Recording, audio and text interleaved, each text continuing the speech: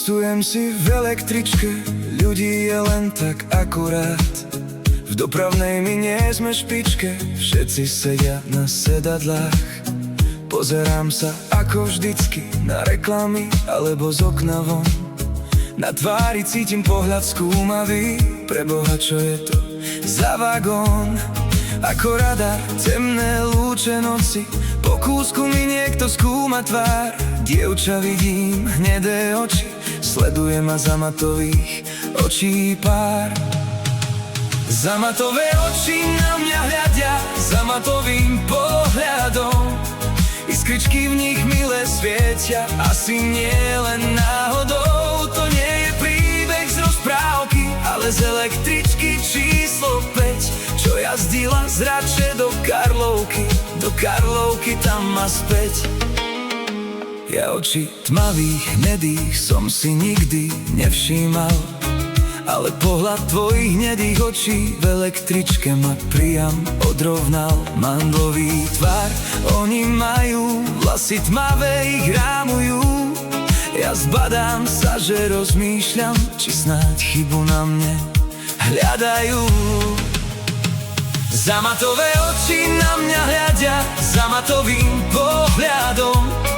Iskričky v nich milé svietia, asi nie len náhodou. To nie je príbeh z rozprávky, ale z električky číslo 5, čo jazdila z Rače do Karlovky tam a späť.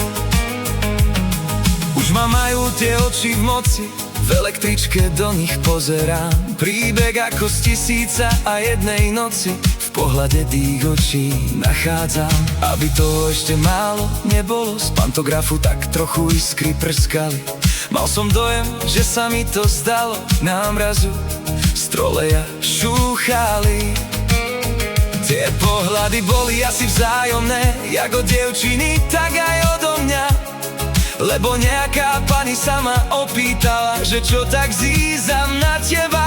Ja pozrel som ti do očí a povedal tú pravdu veľkú, že nevidel som ešte nikdy tak krásne oči ako zo Zamatu.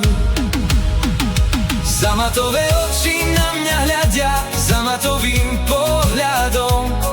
Iskričky v nich milé svietia, asi nie len náhodou. To nie je príbeh z rozprávky, ale z električky číslo 5, čo jazdila z Rače do Karlovky tam a späť.